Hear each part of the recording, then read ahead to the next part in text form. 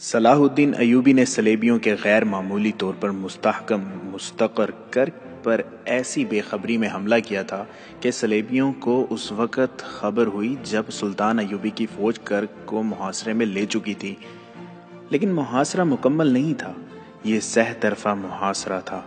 جاسوسوں نے سلطان ایوبی کو یقین دلایا تھا کہ کرک شہر کے مسلمان باشندے ان چھاپا ماروں کے ساتھ جنہیں سلطان ایوبی نے پہلے ہی شہر میں داخل کر دیا تھا، اندر سے قلعے کی دیواریں توڑیں گے۔ محاصرے کے چوتھے پانچویں روز اندر سے ایک جاسوس نے باہر آ کر سلطان ایوبی کو یہ اطلاع دی کہ تمام چھاپا مار اور چند ایک مسلمان شہری دیوار توڑنے کی کوشش میں شہید ہو گئے ہیں۔ ان میں مسلمان لڑکیاں بھی تھیں اور ان میں ایک عیسائی لڑکی بھی شامل ہو گئی تھی۔ سلطان ایوبی کو یہ بھی بتایا گیا کہ کسی ایمان فروش مسلمان نے اس جانباز جماعت میں شامل ہو کر دشمن کو اطلاع دے دی تھی، جس کے نتیجے میں دشمن نے گھات لگائی اور ساری کی ساری جماعت کو شہید کر دیا۔ یہ اطلاع بھی دی گئی کہ اب اندر سے دیوار توڑنے کی امیدیں ختم ہو چکی ہیں۔ امیدیں ختم ہونی ہی تھیں۔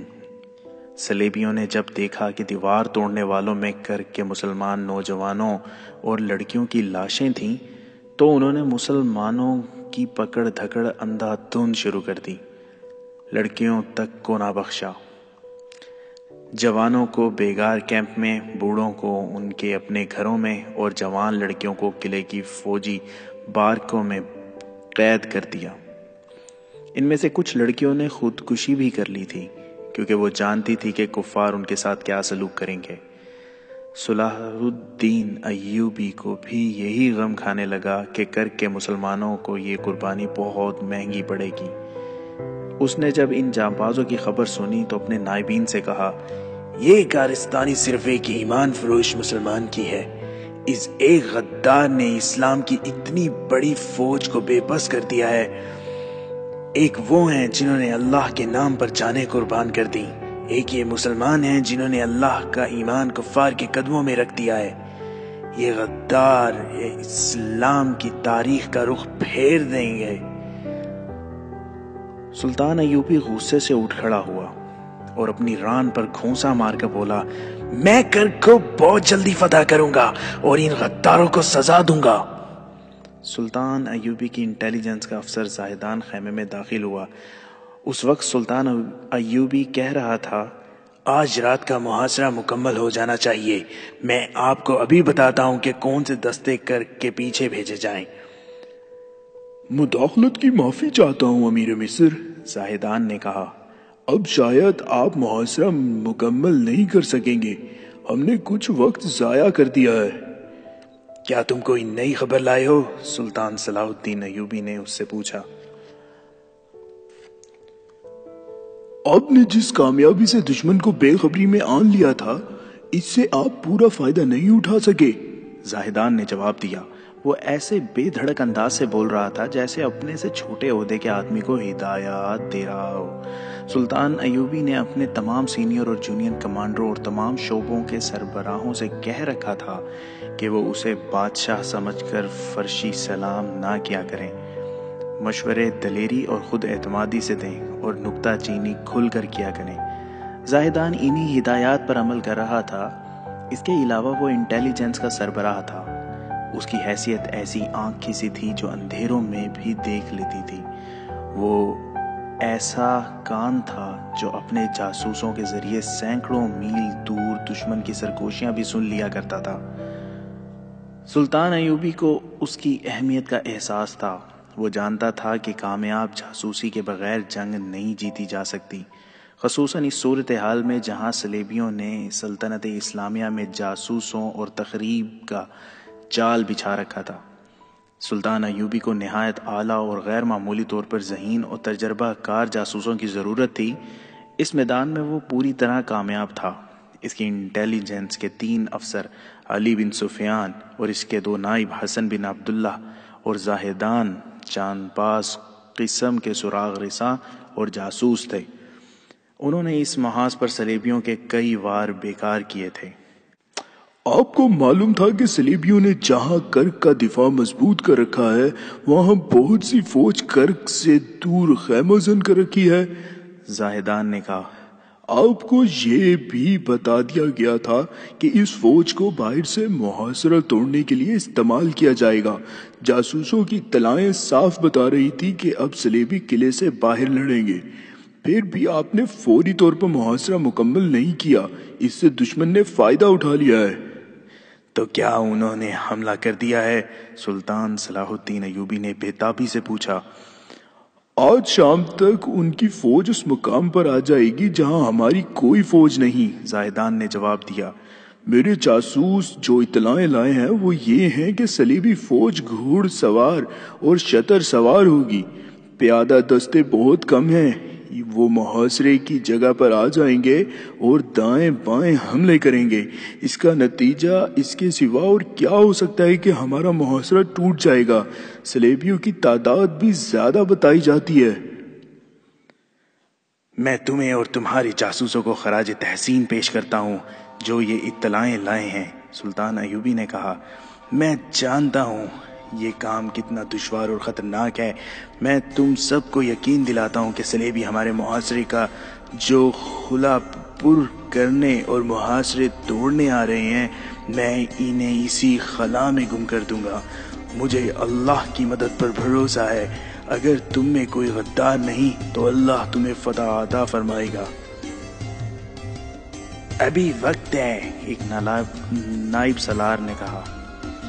اگر آپ حکم دیں تو ہم محفوظہ کے 3-4 دستے صلیبیوں کے پہنچنے سے پہلے بھیج دیتے ہیں، محاصرے کے خلا پر ہو جائے گا اور صلیبیوں کا حملہ ناکام ہو جائے گا۔ سلطان ایوبی کے چہرے پر پریشانی یا اضطراب کا ہلکا سا تاثر بھی نہیں تھا۔ اس نے زاہدان سے پوچھا، اگر تمہاری اطلاع بالکل صحیح ہے تو کیا تم بتا سکتے ہو کہ صلیبی فوج کس وقت حملے کے مقام پر پہنچے گی؟ ان کی پیش قدمی خاصی تیز ہے، زاہدان نے جواب دیا۔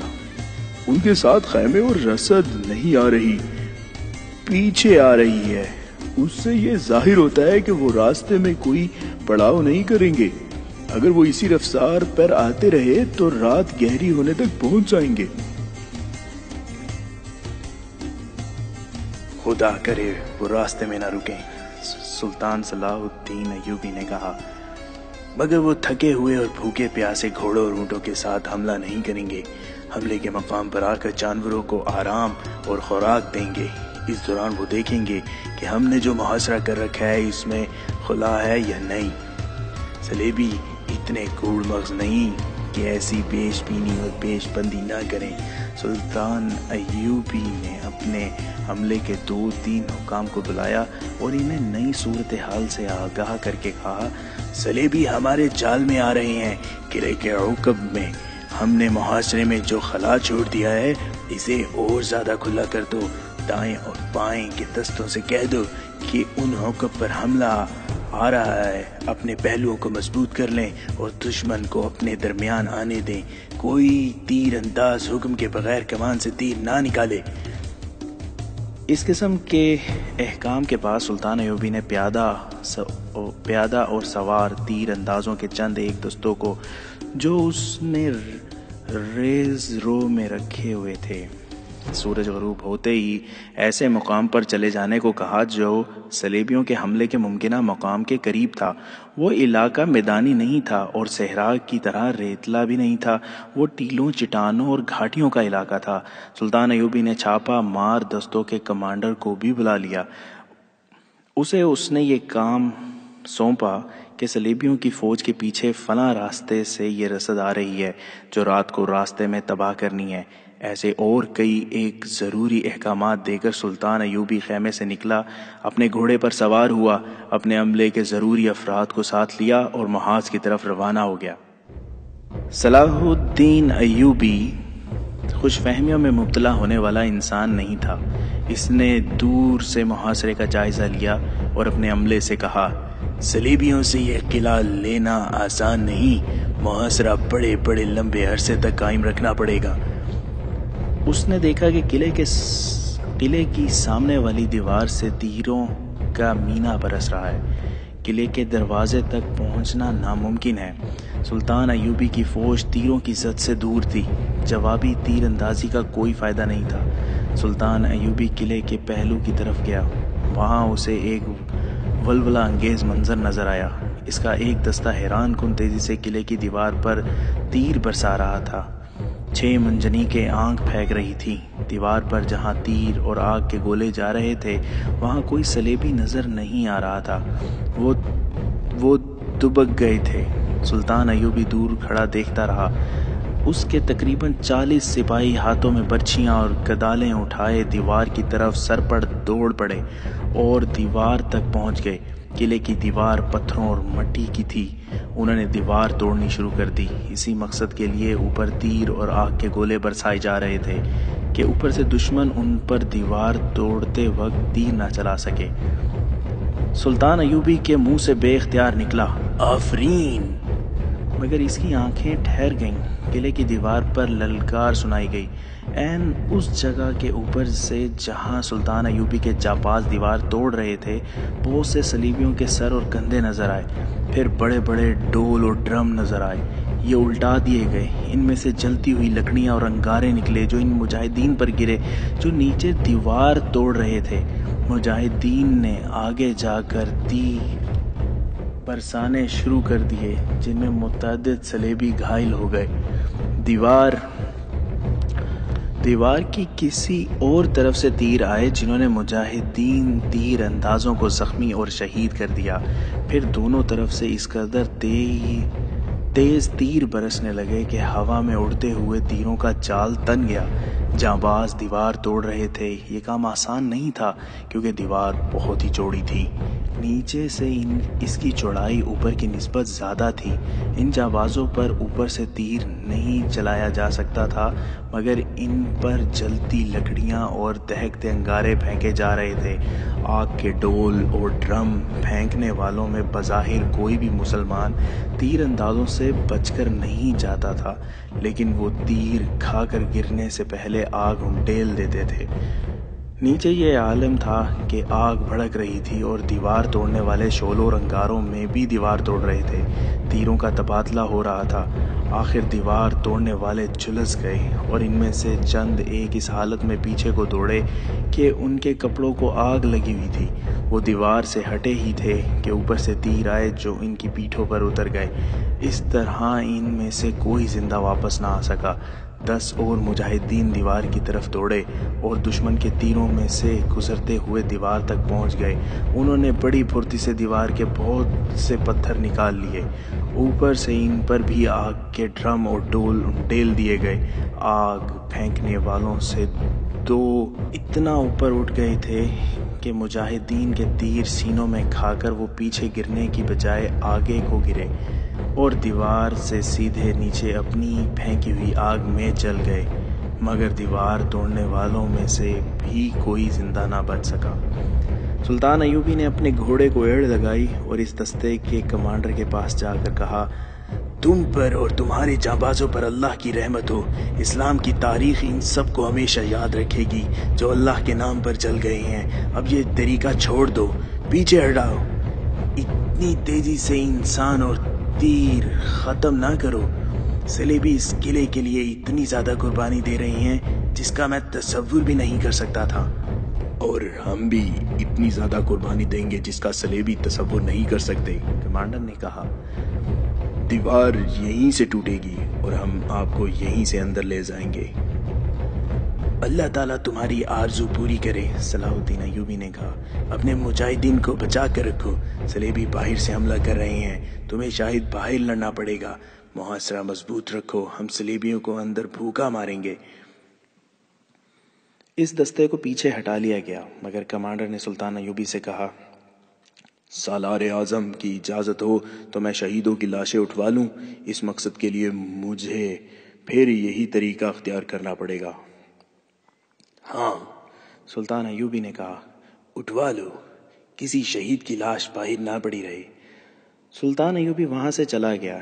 اس جانباز دستے نے جس طرح اپنے ساتھیوں کی لاشیں اٹھائیں وہ ایک ولولہ انگیز منظر تھا۔ جتنی لاشیں اٹھانی تھیں اتنے ہی مجاہدین شہید ہو گئے۔ سلطان ایوبی دور نکل گیا۔ جنگ کے دوران وہ اپنا پرچم ساتھ نہیں رکھا کرتا تھا تاکہ دشمن کو معلوم نہ ہو سکے کہ وہ کہاں ہے۔ وہ اپنی فوج سے دور ہٹ گیا اور بہت دور جا کر وہ ٹیلوں، چٹانوں اور گھاٹیوں کے علاقے میں چلا گیا۔ وہ گھوڑے سے اترا اور ایک ٹیلے پر جا کر لیٹ گیا تاکہ اسے دشمن نہ دیکھ سکے۔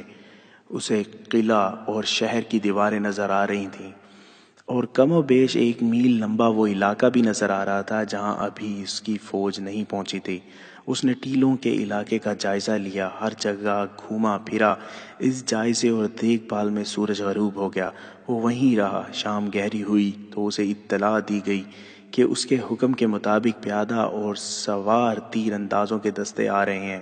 اس نے اپنے قاصد سے کہا کہ کمانڈروں کو بلایا جائے۔ جب کمانڈر اس کے پاس آئے تو چھاپا مار دستے کا کمانڈر بھی ان کے ساتھ تھا۔ اسے سلطان ایوبی نے راستہ بتا کر اپنے ہدف پر چلے جانے کو کہا۔ پھر وہ دوسرے کمانڈروں کو ہدایات دینے لگا۔ رات آدھی گزری تھی کہ دور سے گھوڑوں کی آوازیں اس طرح سنائی دینے لگیں جیسے سیلاب بند توڑ کر آ رہا ہو۔ چاند پورا تھا، چاندنی شفاف تھی۔ سلیبیوں کے گھڑ سوار ٹیلوں اور چٹانوں سے کچھ دور تک آ گئے۔ ان کے پیچھے شتر سوار بھی تھے۔ ان کی تعداد کے متعلق مورخوں میں اختلاف پایا جاتا ہے۔ غیر مسلم مورخوں نے تعداد 3000 سے کم بیان کی ہے۔ مسلمان مورخ 5 سے 8000 تک بتاتے ہیں۔ اس وقت کے وقائع و نگاروں کی جو تحریریں دستیاب ہو سکی ہیں وہ کم سے کم تعداد 10,000 اور زیادہ سے زیادہ 12,000 بتاتے ہیں۔ ان کا کمانڈر ایک مشہور صلیبی حکمران ریمانڈ تھا۔ 2 مورخوں نے کمانڈر کا نام رینالڈ لکھا ہے، لیکن وہ ریمانڈ تھا۔ وہ اسی حملے کے لیے لمبے عرصے سے وہاں سے دور خیمہ زن تھا۔ اسے اب رات کو یا صبح ہوتے ہی سلطان ایوبی کی اس فوج پر حملہ کرنا تھا جس نے کرک کو محاصرے میں لے رکھا تھا۔ صلیبی سوار گھوڑوں اور اونٹوں سے اترے۔ گھوڑوں کے ساتھ دانے کی تھیلیاں تھیں جو گھوڑوں کے آگے لٹکا دی گئیں۔ سواروں کو حکم دیا گیا کہ وہ اپنے اپنے جانور کے ساتھ رہیں اور زیادہ دیر کے لیے سو نہ جائیں۔ جانوروں کے لیے چارہ اور پانی کے مشکی سے پیچھے آ رہے تھے۔ صلیبیوں نے یہ سوچا تھا کہ مسلمانوں پر عقب سے اچانک حملہ کر کے گھوڑوں کو قلعے کے اندر سے پانی پلائیں گے۔ سلطان ایوبی کے دیدبان صلیبیوں کو بڑی اچھی طرح دیکھ رہے تھے اور گھبرا بھی رہے تھے کیونکہ صلیبیوں کی طاقت بہت زیادہ تھی۔ اتنی زیادہ طاقت سے وہ محاصرہ توڑ سکتے تھے۔ صحرا بھی دھندلی تھی۔ صلیبیوں کو سوار ہونے، برچیاں اور تلواریں تیار کرنے کا حکم ملا۔ یہ دراصل حملے کا حکم تھا۔ وہ ایک بڑی ہی لمبی صف کی صورت میں آگے بڑھے۔ جوں ہی اگلی صف نے ایڑ لگائی، حکم سے تیروں کی بوچھاڑیں آنے لگی۔ جن سواروں کو تیر لگے وہ گھوڑوں پر ہی اوندھے ہو گئے یا گر پڑے، اور جن گھوڑوں کو تیر لگے وہ بے قابو ہو کر بھاگ اٹھے۔ اونٹ بھی چلے ہی تھے کہ ان میں بھگدڑ مچ گئی۔ صلیبی کمانڈر سمجھ نہ سکے کہ یہ ہوا کیا ہے اور ان کی ترتیب بکھرتی کیوں جا رہی ہے۔ انہوں نے غصے کی حالت میں چلانا شروع کر دیا۔ زخمی گھوڑوں اور اونٹوں نے جو واویلا بپا کیا، اس نے ساری فوج پر دہشت طاری کر دی۔ صبح کا اجالا صاف ہوا تو ریمانڈ کو معلوم ہوا کہ وہ سلطان ایوبی کے گھیرے میں آ گیا ہے۔ اسے یہ معلوم نہیں تھا کہ مسلمانوں کی تعداد کتنی ہے۔ وہ اسے بہت زیادہ سمجھ رہا تھا۔ ایسی صورتحال کے لیے وہ تیار نہیں تھا۔ اس نے حملہ رکوا دیا، لیکن اس کے سواروں کی اگلی صف اس خلا کے قریب پہنچ چکی تھی جہاں اس پورے لشکر کو پہنچنا تھا۔ محاصرے والی فوج کو پہلے ہی خبردار کر دیا گیا تھا۔ وہ اس حملے کے استقبال کے لیے تیار تھی۔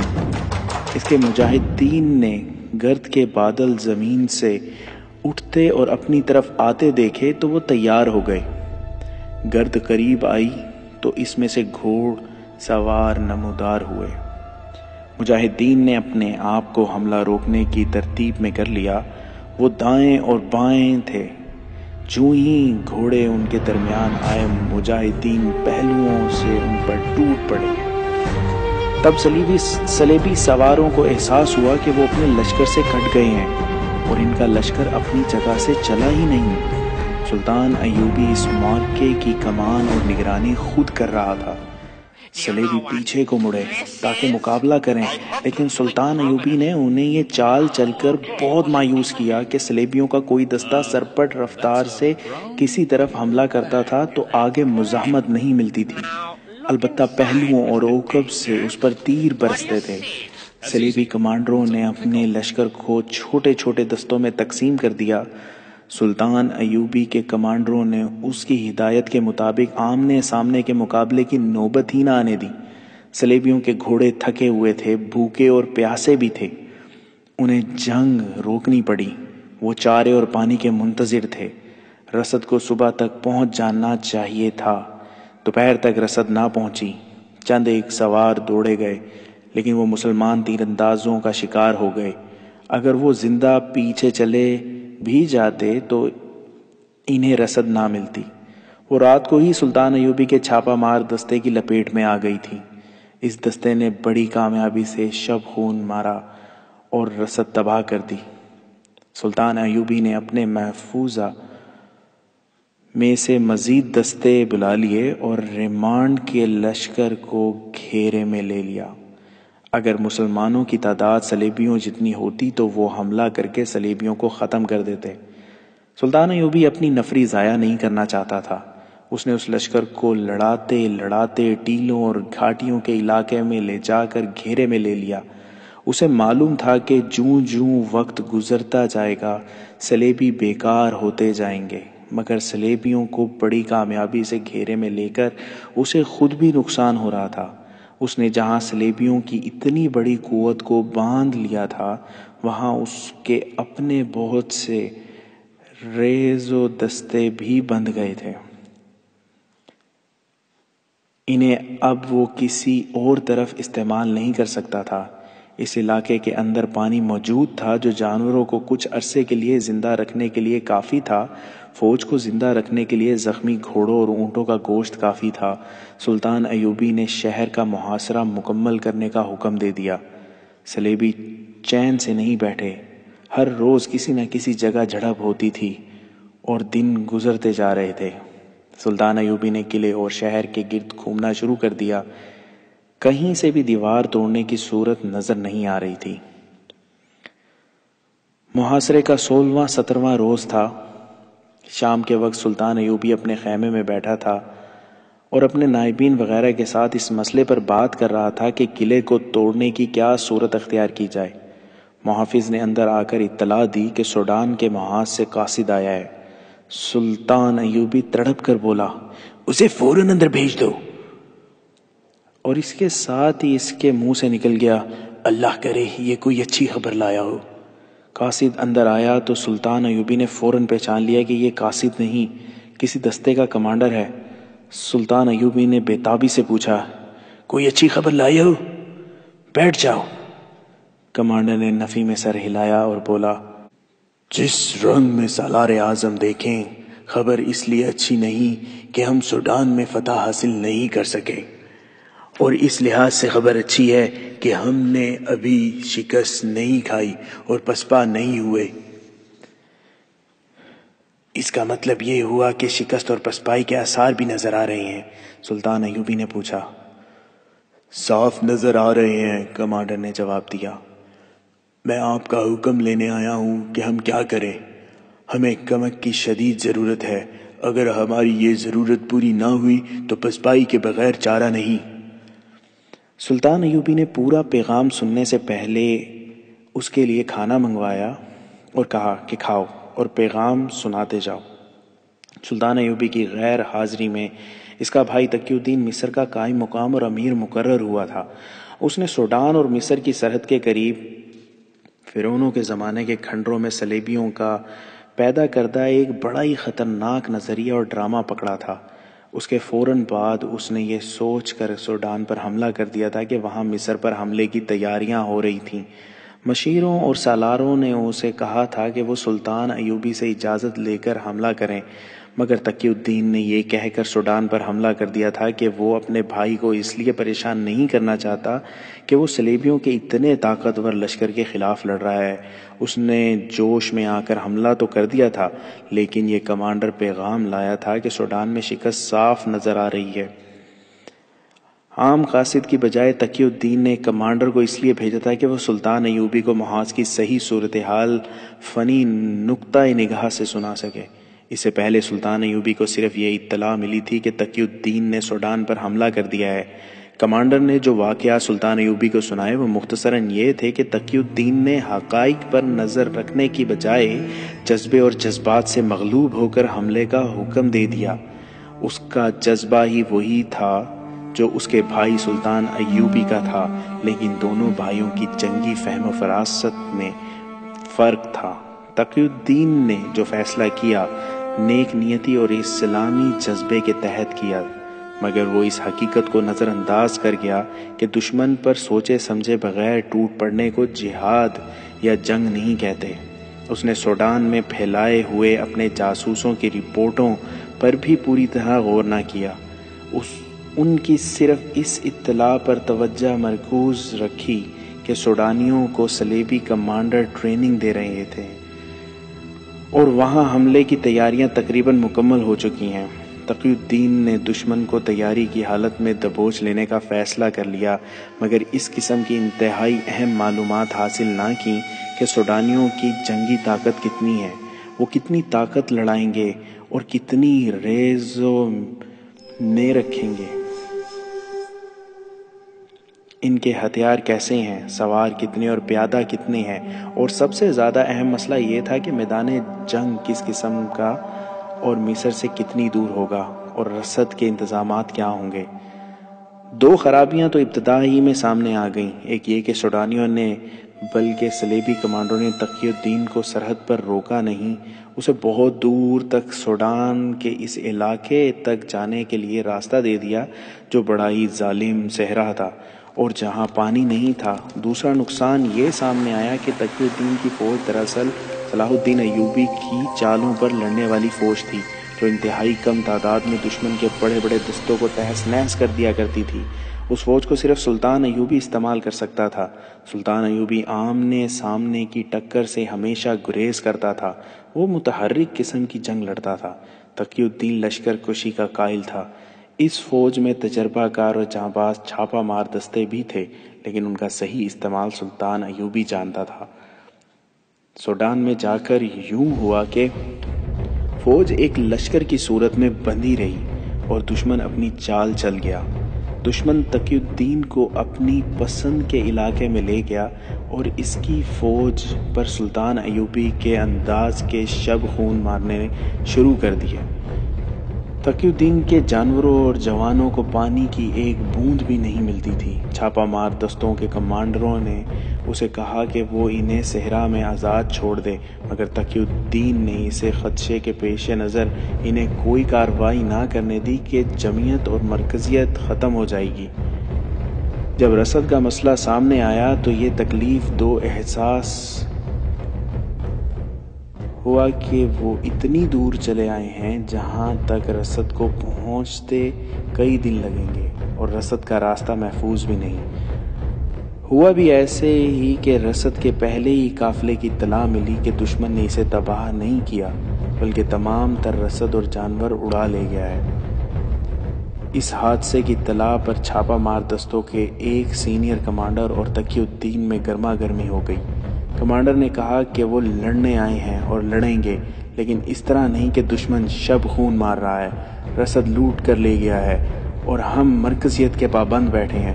تقی الدین نے حکم کے لہجے میں سخت کلامی کی تو کمانڈر نے کہا، آپ تقی الدین ہیں، صلاح الدین نہیں۔ ہم اس عزم اور اس طریقے سے لڑیں گے جو ہمیں صلاح الدین نے سکھایا ہے۔ ہم چھاپا مار ہیں، ہم دشمن کے پیٹ کے اندر جا کر اس کا پیٹ چاک کیا کرتے ہیں۔ آپ کا یہ لشکر بھوکا مر رہا ہے اور رسد دشمن لے گیا ہے۔ ہم دشمن کی رسد لوٹ کر اپنی فوج کو کھلانے کے عادی ہیں۔ واقعہ نگار لکھتے ہیں کہ تقی الدین کی آنکھوں میں آنسو آ گئے۔ وہ جانتا تھا کہ چھاپا ماروں کا یہ کمانڈر کس جذبے سے پاگل ہوا جا رہا ہے۔ اس نے جذباتی لہجے میں کہا، میں ذات باری تعالیٰ کے عذاب سے ڈرتا ہوں۔ میں ان جانبازوں کو جو فلسطین میں لڑتے ہوئے آئے ہیں ناحق موت کے منہ میں نہیں دھکیلنا چاہتا۔ پھر آپ حملہ بھی نہیں کرنا چاہیے تھا، کمانڈر نے کہا۔ ہم میں کون ہے جو اللہ کے نام پر جان دینے کے لیے تیار نہیں؟ ہم موت کے منہ میں آ چکے ہیں، اور یہی مسلمان کی شان ہے کہ وہ موت کے منہ میں جا کر اپنے آپ کو اللہ کے قریب محسوس کرتا ہے۔ آپ جذبات سے نکلیں، ہم دشمن کے جال میں آ چکے ہیں۔ تقی الدین کوئی ایسا اناڑی بھی نہیں تھا۔ اسے سلطان ایوبی کے یہ الفاظ یاد تھے کہ اپنے آپ کو بادشاہ سمجھ کر کسی کو حکم نہ دینا اور میدان جنگ میں جا کر اپنی غلطیوں سے چشم پوشی نہ کرنا۔ اس نے اس کمانڈر کی سخت کلامی کو گستاخی نہ سمجھا اور اسی وقت تمام اعلیٰ کمانڈروں کو بلا کر جنگ کی صورتحال اور آئندہ اقدام کے متعلق بات چیت کی۔ فیصلہ ہوا کہ چھاپا ماروں کو جوابی کارروائیاں کرنے کے لیے پھیلا دیا جائے، رسد کے راستے کو بھی چھاپا مار اپنی حفاظت میں لے لیں۔ فوج کے متعلق یہ فیصلہ ہوا کہ اسے 3 حصوں میں تقسیم کر کے دشمن پر 3 اطراف سے حملہ کیا جائے۔ تقی الدین نے اپنے پاس جو محفوظہ رکھا ہوا وہ خاصا کم تھا۔ اس تقسیم اور ترتیب سے یہ فائدہ ہوا کہ فوج اس علاقے سے نکل گئی جہاں پانی نہیں تھا، ریت اور ٹیلوں کا سمندر تھا، مگر فوج بکھر گئی۔ دشمن نے تینوں حصوں پر حملے کر کے انہیں اور زیادہ بکھیر دیا۔ جانی نقصان بہت ہونے لگا۔ نہایت تیزی سے کمانڈروں نے اپنے اپنے دستوں کو الگ الگ کر کے اس نوعیت کی جنگ شروع کر دی جو انہیں سلطان ایوبی نے سکھائی تھی، مگر صاف پتہ چل رہا تھا کہ وہ جیت نہیں سکیں گے۔ انہوں نے جذبہ قائم رکھا۔ رسد اور کمک کا سوال ہی ختم ہو گیا تھا۔ وہ شب خون مارتے اور کھانے پینے کے لیے کچھ حاصل کر لیتے تھے۔ چھاپا مار دستے نہایت جانبازی سے شب خون مارتے، دشمن کا نقصان کرتے اور جو ہاتھ لگتا وہ مختلف دستوں تک پہنچا دیتے تھے۔ مرکزی کمان ختم ہو چکی تھی۔ تقی الدین اپنے عملے کے ساتھ بھاگتا دوڑتا رہتا تھا۔ جذبے کی حد تک وہ مطمئن تھا۔ اسے کہیں سے بھی ایسی اطلاع نہ ملی کہ کسی دستے یا جماعت نے ہتھیار ڈال دیے ہوں۔ جنگ چھوٹے چھوٹے مارکوں اور جھڑپوں میں تقسیم ہوتے آدھے سوڈان تک پھیل گئی۔ مسلمان کمانڈروں نے فرداً یہ فیصلہ کر لیا کہ وہ چھاپا مار قسم کی جنگ لڑتے رہیں گے، سوڈان سے نکلیں گے نہیں۔ دشمن کا نقصان بھی ہو رہا تھا۔ ایک وقت آ گیا جب دشمن پریشان ہو گیا کہ مسلمانوں کو سوڈان سے کس طرح نکالا جائے۔ مسلمان فوجی صحراؤں، بیابانوں اور دیہاتی آبادیوں میں پھیل گئے تھے۔ اب مرکز کو یہ بھی پتہ نہیں چلتا تھا کہ جانی نقصان کتنا ہو چکا ہے اور کتنی نفری باقی ہے۔ یہ اندازہ ضرور ہو رہا تھا کہ دشمن بھی مصیبت میں مبتلا ہے اور اب وہ مصر پر حملہ نہیں کر سکے گا، مگر اس طریقہ جنگ سے کوئی ٹھوس فائدہ حاصل نہیں کیا جا سکتا تھا، کوئی علاقہ فتح نہیں کیا جا سکتا تھا، فوج مرتی جا رہی تھی۔ ان حالات میں تقی الدین نے سلطان ایوبی کو اپنے ایک کمانڈر کی زبانی پیغام بھیجا۔ اس نے کہا کہ سوڈان کی مہم صرف اسی صورت میں کامیاب ہو سکتی ہے کہ اسے کمک مل جائے۔ اس کی تمام فوج چھاپا مار پارٹیوں میں بٹ گئی تھی۔ ان پارٹیوں کی کارروائیوں سے فائدہ اٹھانے کے لیے مزید فوج کی ضرورت تھی۔ تقی الدین نے سلطان ایوبی سے پوچھا تھا کہ کمک نہ مل سکے تو کیا وہ سوڈان میں بکھری ہوئی فوج کو یکجا کر کے مصر واپس آ جائے۔ مصر میں جو فوج تھی وہ مصر کے اندرونی حالات اور سرحدوں کی حفاظت کے لیے بھی ناکافی تھی۔ اسے محاذ پر لے جانے کا سوال ہی پیدا نہیں ہوتا تھا۔ سلطان ایوبی پسپائی کا قائل نہیں تھا۔ اس کے لیے یہ فیصلہ کرنا مشکل ہو گیا کہ وہ اپنے بھائی کو پسپائی کا حکم دے یا نہیں، لیکن حقائق اسے مجبور کر رہے تھے۔ وہ کمک نہیں دے سکتا تھا، وہ خود کمک کی ضرورت محسوس کر رہا تھا۔ وہ گہری سوچ میں کھو گیا۔